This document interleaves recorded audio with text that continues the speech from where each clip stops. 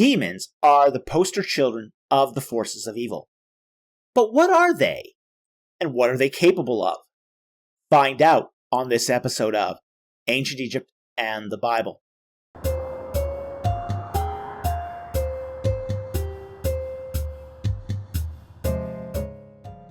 Demons are spiritual beings, similar to the previously discussed seraphim and cherubim. But because of deliverance ministries, they are often misunderstood. In this video, we will discuss the 8 misconceptions as to the nature and attributes of demons. So let's get into it.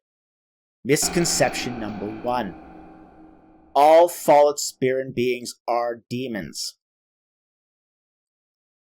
Demons are a kind of fallen angel.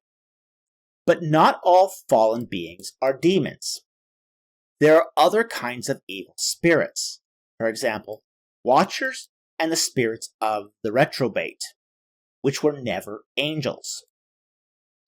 Further, the evil dead don't become demons. And this is sort of a common trope that, just the soul of a dead human being who is evil becomes a demon. And that's not the case.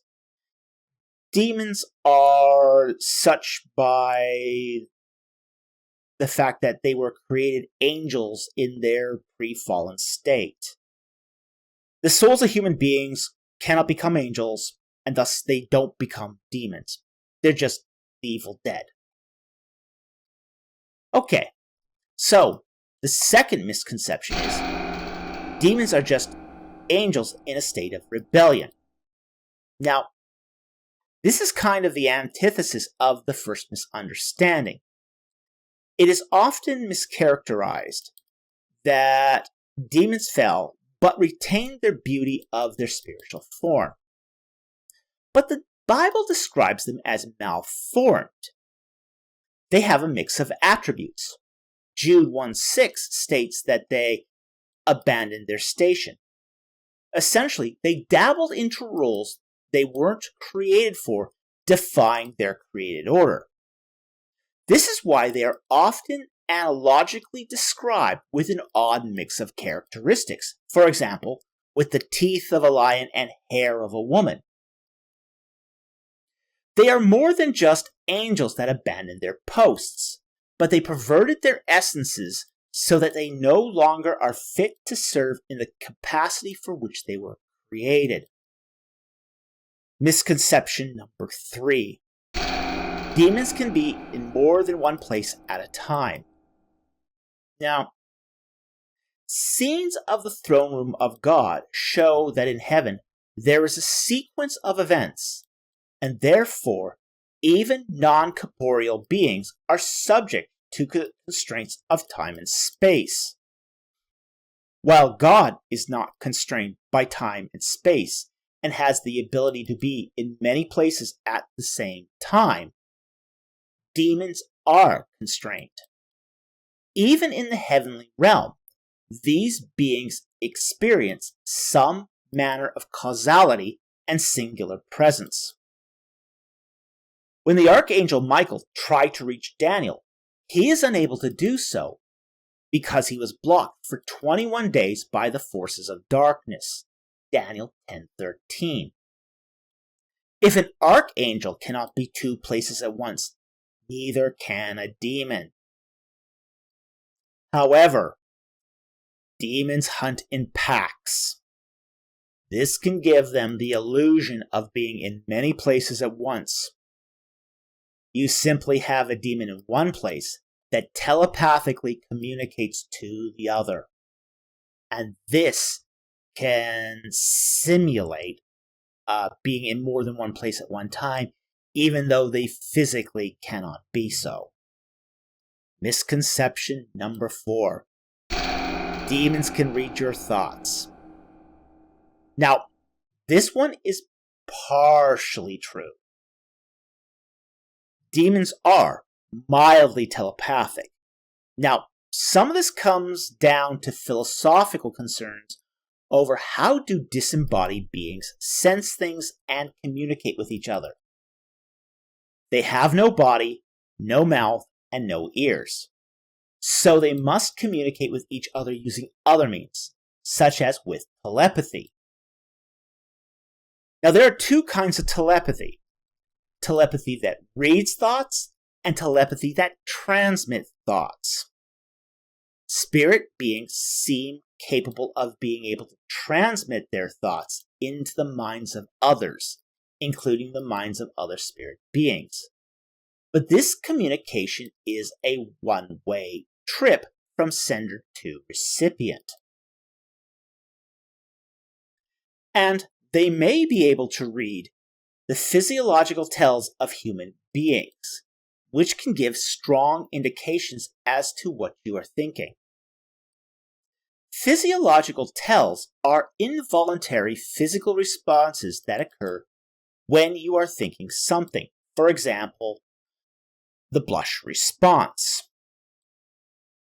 And an MRI machine is able to tell that you are thinking something even though the exact content may be unknown. And likewise, a demon could be able to read similar physiological tells. However, demons cannot read the exact content of your innermost private thoughts. Only God can see through to the heart. 1 Samuel 16:7. Misconception number 5. Demons commonly possess people involuntarily. While demon possession can and does happen, it is neither common nor involuntary. Contrary to deliverance ministries, demons are not the spiritual equivalent of lice. Human beings are not being swarmed by hundreds of demons. Human beings, by this point, probably vastly outnumber demons. So one's chances of actually being possessed is very small. However, demon possession is still possible. But it's more like being attacked by a pack of wolves. You are unlikely to be attacked by wolves in the middle of a big city. But if you are in the Yukon wilderness with raw meat hanging out of your pockets, your chance of a wolf attack greatly increases. Likewise, if you court spiritual entities and invite them with a means to establish contact, for example, a Ouija board, your chance of demonic attack improves. Do note, Ouija boards are not a harmless game. And it is important to note that Ouija boards aren't the only means to establish demonic contact.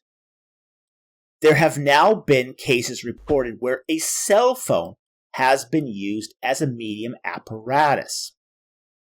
However, if you use your phone as a phone and not a medium apparatus, you never need to concern yourself with a demonic attack via Verizon. Overall, a demonic attack is unlikely without a direct invitation for contact. Misconception number 6. Not all who are demonically possessed can or want to be set free. While some demons get their jollies from treating human hosts like ragdolls, some are cleverer trying to draw out the parasitic relationship for as long as possible. According to documented reports by Roman Catholic exorcists, demons can provide the host compensators, which may include feelings of euphoria or strength, or special abilities such as seeing visions or telekinesis. Such parasitic relationships create a kind of Stockholm syndrome where the possessed person wants to perpetuate the perks of their demonic contact. And this is also what Christ meant, that when he said that, some demons only come out with prayer and fasting. And this is because the prayer here is being used to not so much influence the ousting of the demons, but to affect the host, to make them receptive to the idea of having their demons cast out. Because frankly, the compensators that demons provide can give people sensations that do feel very, very good in the moment, but have long-term harmful consequences. Misconception number 7. Demons can procreate with humans. Some of this misconception is born out of the notion that demons supposedly were able to mate with human beings to produce offspring called the Nephilim, Genesis 6:2-4. However, the identification of the, quote, sons of God with demons is a supposition where the evidence is very thin and is at best an interpretation based upon Second Temple period literature, not the contemporary Late Bronze Age period literature.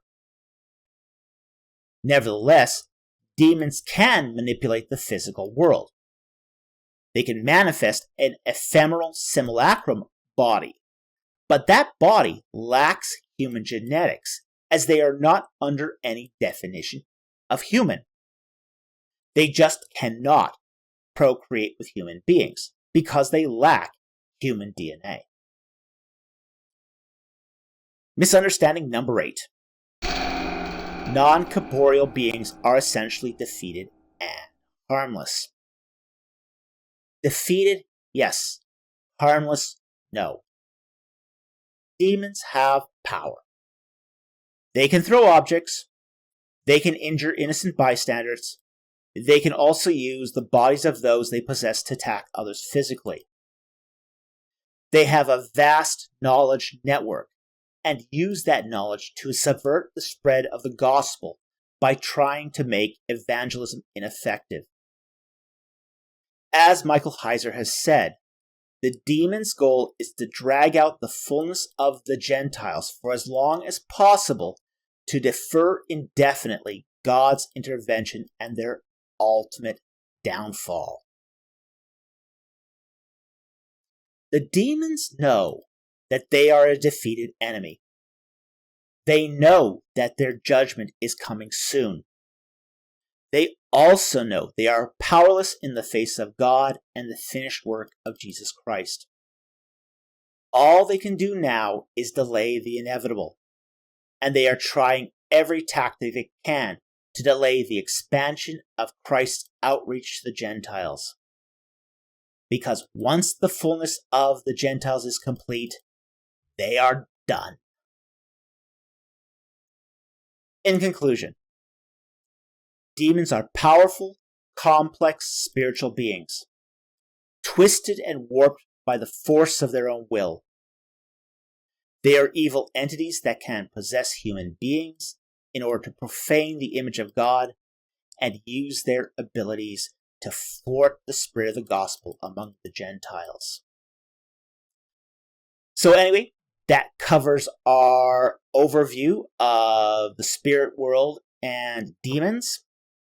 I hope you found this interesting.